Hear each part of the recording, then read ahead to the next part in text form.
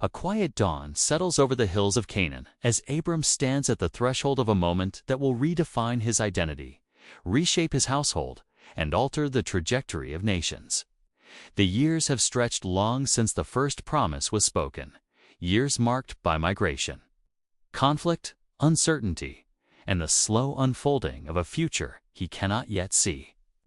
His household has grown, his influence has expanded, and his journey has carried him across landscapes shaped by famine, war, and shifting alliances. Yet the central promise remains suspended between hope and fulfillment. In this moment of tension, a declaration breaks through the silence, calling Abram into a covenant unlike any he has encountered before. A covenant that demands not only belief, but a physical sign etched into the bodies of every male in his household. The ritual is permanent, intimate, and deeply symbolic, binding Abram and his descendants to a promise that stretches far beyond the boundaries of his lifetime.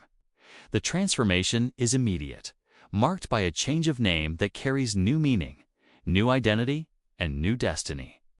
The mystery that emerges from this moment is not only why circumcision becomes the sign of the covenant, but whether the details preserved in the narrative align with what archaeology, ancient ritual practices, and cultural records reveal about the early 2nd millennium BC. Please like this video to help support evidence-based Bible documentaries. With the atmosphere set and the transformation unfolding, we now turn to the first major discovery that illuminates the identity shift and geopolitical promise behind the covenant. Evidence 1. The discovery. The first major discovery emerges from the study of ancient Near Eastern identity formation, name change rituals, and geopolitical promises, revealing that the transformation of Abram into Abraham reflects a culturally coherent pattern rooted in the legal, social, and political structures of the early 2nd millennium BC. Archaeological and textual evidence from Mesopotamia, Anatolia, and the Levant shows that name changes were often associated with covenantal agreements, royal grants, or divine commissions, marking a transition in status, responsibility, or destiny. These name changes served as public declarations of a new identity, signaling a shift in the individual's role within their household, community, or region. The narrative's depiction of Abram receiving a new name aligns with this pattern, suggesting that the transformation reflects a real cultural practice rather than symbolic storytelling. The addition of the aspirated consonant in both Abraham and Sarai reflects linguistic patterns found in ancient Semitic languages, where name modifications often carried theological or political significance. This detail becomes even more compelling when we consider that ancient treaties and royal grants frequently included declarations of future descendants, territorial expansion, and long-term promises, demonstrating that the covenant's content aligns with documented legal forms. The geopolitical promise embedded in the covenant reflects the territorial realities of the southern Levant during the early 2nd millennium BC, a region marked by shifting boundaries, competing settlements, and the rise and fall of local city-states. Archaeological surveys reveal that the land described in the covenant corresponds to regions occupied by diverse groups, including Canaanites, Amorites, and various tribal populations, creating a complex landscape in which territorial promises carried significant political implications. The emphasis on descendants becomes even more significant when viewed through the lens of ancient inheritance customs, where lineage determined land rights, household continuity, and long-term stability. Without a biological heir, Abram's household faced the risk of dissolution, making the promise of future descendants not only a personal reassurance, but a geopolitical declaration that his lineage would endure and expand. The convergence of identity rituals, territorial politics, and inheritance customs reveals that the transformation of Abram into Abraham reflects a historically grounded moment shaped by the cultural and political realities of the ancient Near East. If you're finding this fascinating, consider subscribing so you don't miss the next investigation. With the identity transformation established, we now turn to evidence that illuminates the ritual at the heart of the covenant. Evidence 2. The confirmation. The second major discovery emerges from the study of ancient circumcision practices, covenant rituals, and initiation rites, revealing that the physical sign described in the narrative aligns with well-attested cultural traditions across Egypt, the Levant, and surrounding regions during the early 2nd millennium BC. Archaeological evidence from Egypt provides some of the earliest depictions of circumcision, including reliefs from the 6th dynasty tomb of Ankh-Mahor, which portray the procedure being performed as part of a ritual or initiation ceremony. These scenes demonstrate that circumcision was practiced long before the time traditionally associated with Abraham, suggesting that the ritual was not unique to one culture, but part of a broader ancient tradition. The significance of circumcision in Egypt appears to be connected to purity, maturity, and social identity, particularly among priests and elite males. This context aligns with the narrative's depiction of circumcision as a sign of belonging, marking individuals as participants in a covenantal relationship that carried both social and spiritual implications. In the Levant, archaeological and textual evidence reveals that circumcision was practiced among various Semitic groups, though the meaning and timing of the ritual varied. Some cultures performed circumcision as a rite of passage into adulthood, while others used it as a marker of tribal identity or social status. The narrative's depiction of circumcision being applied to every male in Abram's household, regardless of age or status, reflects a unique adaptation of the ritual, transforming it from a cultural practice into a covenantal sign that unified the entire household under a single identity. The requirement that circumcision be performed on the 8th day aligns with ancient medical knowledge documented in later periods, though its earliest origins remain debated. What is clear is that the timing reflects a deliberate structure, emphasizing the ritual's connection to birth, lineage, and generational continuity. The covenant's emphasis on physical permanence reflects a broader ancient pattern in which covenants were sealed through visible or lasting signs, including tattoos, scarification, or ritual markings.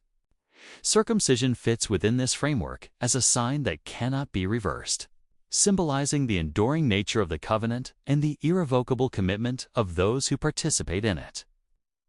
The convergence of Egyptian reliefs, Levantan cultural practices, and ancient covenant rituals reveals that circumcision as a covenantal sign reflects a real and historically grounded adaptation of existing traditions. Do you have anything to add to the conversation? Please add your voice to the comments below. With the ritual context established, we now turn to the final and most revealing piece of evidence that illuminates the archaeological convergence behind the covenant. Evidence 3. The Revelation. The final and most compelling piece of evidence emerges from the archaeological discoveries associated with Egyptian cultural influence, Middle Bronze Age household structures, and regional covenant practices, revealing a landscape that aligns closely with the world described in the narrative. Excavations in Egypt have uncovered extensive evidence of circumcision being practiced among elite males, priests, and certain social groups, demonstrating that the ritual was deeply embedded in Egyptian culture long before the time traditionally associated with Abraham. This context becomes significant when we consider that Abram's household included individuals acquired during their time in Egypt, suggesting that the ritual may have been familiar to some members of the household even before the covenant was established. Archaeological evidence from the Levant reveals that circumcision was practiced among various Semitic populations, though not universally. This diversity creates a cultural backdrop in which the adoption of circumcision as a covenantal sign would have distinguished Abram's household from neighboring groups, marking them as a unique community with a distinct identity. The narrative's emphasis on circumcising every male in the household, including servants, foreigners, and individuals not biologically related to Abram, aligns with Middle Bronze Age household structures in which extended families, servants, and dependents formed a single economic and social unit. Archaeological discoveries from sites such as Hazor, Megiddo, Tel El Daba reveal households composed of diverse individuals connected through labor, loyalty, and shared identity, reflecting a pattern that aligns with the covenant's household-wide application. The territorial promises embedded in the covenant correspond to regions documented in Middle Bronze Age settlement surveys, including the Hill Country, the Negev, and the northern highlands. These regions show evidence of population movement, agricultural development, and emerging tribal identities, creating a landscape in which a covenant promising land and descendants carries significant historical resonance.